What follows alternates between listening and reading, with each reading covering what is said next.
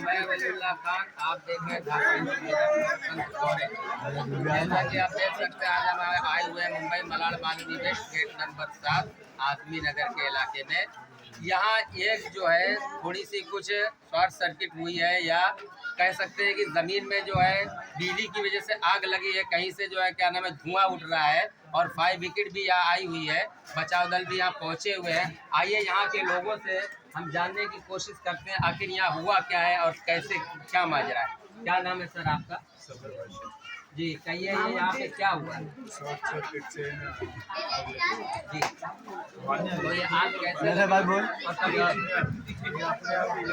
जी अच्छा, तो तकरीबन क्या टाइम हुआ है?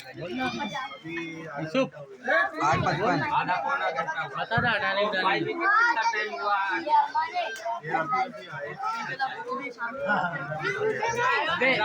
इधर तो आ कोई जान तो नहीं? तो ऐसा लड़की में कितना बोलना हटाने के बाद